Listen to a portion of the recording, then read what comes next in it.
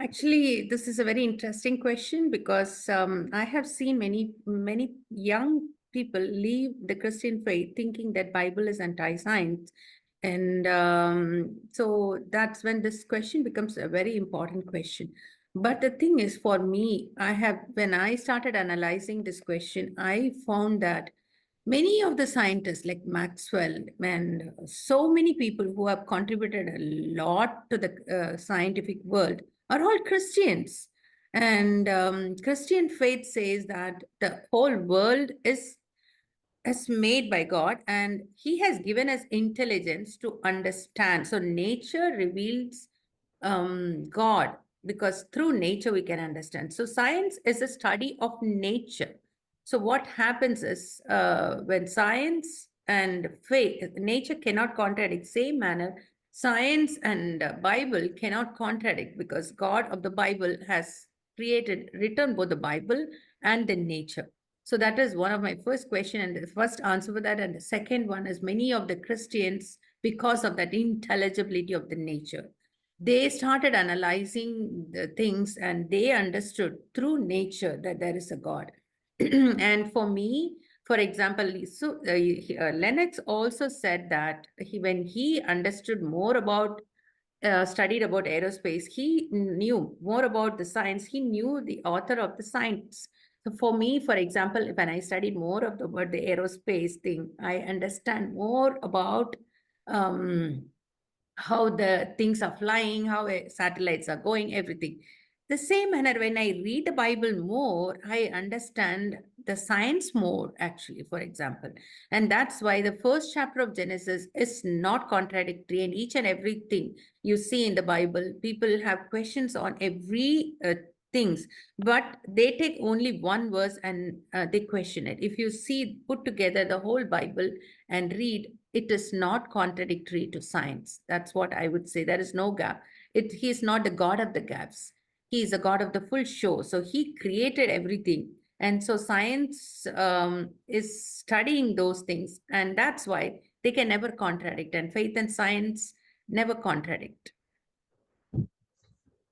Yeah, if I may add a footnote quickly, 3 points. One from history of science. If you go back into the history of how science developed, we discover there's a remarkable connection to the Reformation, where that happened, Western Europe, and how science takes off in that very small geographical location. Even secular historians would admit that. The reason being, at the time of Reformation, the Bible, parts of the New Testament was made available to all people. In the Middle Ages, the Bibles were reserved in the churches and the cathedrals.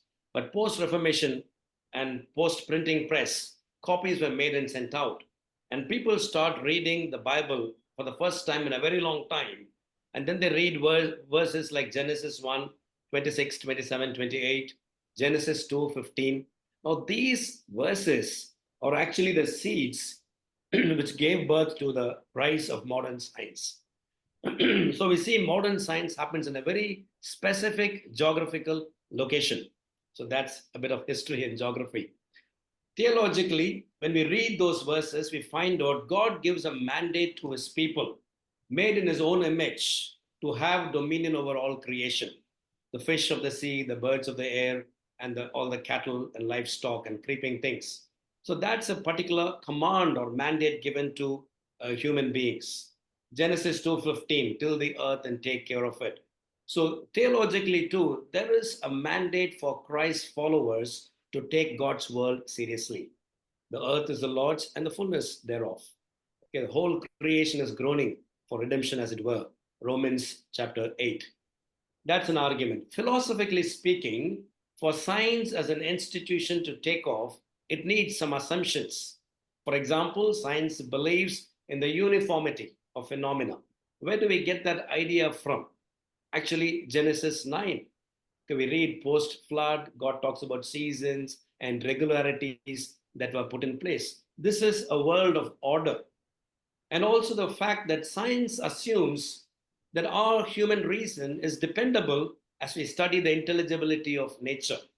How can this be reliable? This is reliable because we are created by a super intelligent being. So reason is dependable. We can use reason to wrong ends, but human reason is also dependable. Nature out there, God saw all that He had made and He said it was good. So there is a lot of philosophical ingredients or assumptions that the Bible provides which are necessary for science to take off. So Bible and science contradict each other. I think that's a very weak statement. In fact, in the academic circles, that's not considered anymore to be valid. People recognize it's a very complex relationship. Yes, of course, in certain areas there have been controversies and all that, but generally the Bible is for science. Francis Bacon was called the father of modern science. He said God reveals himself through two books, nature and scripture, general revelation and special revelation. Yeah, so the earth is the Lord's and the fullness thereof. It only makes sense to study and understand God's word and see the glory of God revealed there.